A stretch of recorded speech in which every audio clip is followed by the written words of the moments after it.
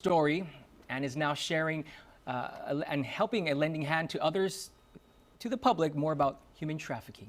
Tell us more about her work. We're joined by Jenna McKaye. Good morning, Jenna.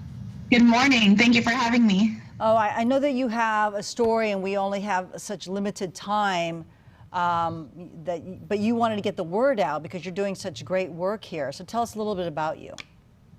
Yes, so I survived human trafficking and now I do this work, which is training law enforcement and hospital staff and other first responders how to identify victims of labor trafficking and sex trafficking and how to respond with victim-centered, trauma-informed care.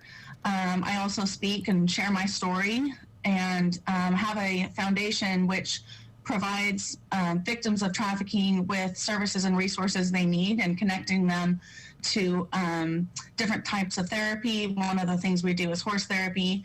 And I recognized, from my own story that when I got away from my trafficker, I wasn't identified and therefore I wasn't offered the resources and support that I needed.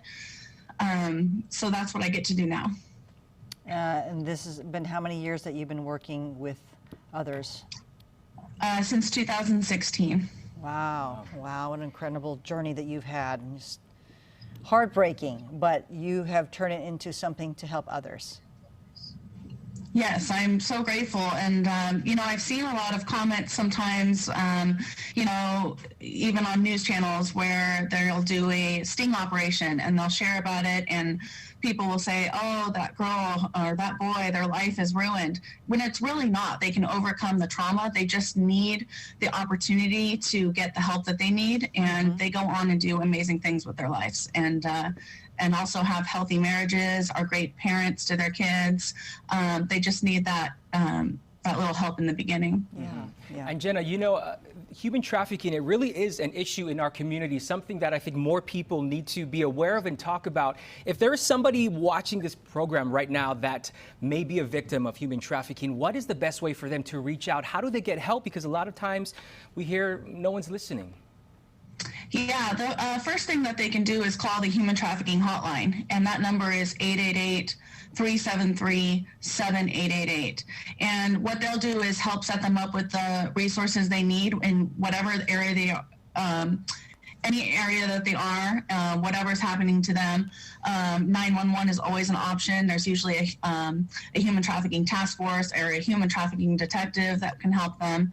And then after that, then they'll be connected to organizations that will help them long term. Okay, and your website is jennamckaye.com, correct? And you have a lot of resources. Yes. And you also have some interviews that you did, right? I've been on quite a few podcasts. The Elizabeth Smart podcast, it was great to talk to her. Something I love about her is that she talks great about victim blaming, and that's a big problem. We're not able to help a victim if we're blaming them and thinking that they want to be there, and that we see that in human trafficking where they think it's a choice when if we look a little deeper, they're being forced, frauded, and coerced into it.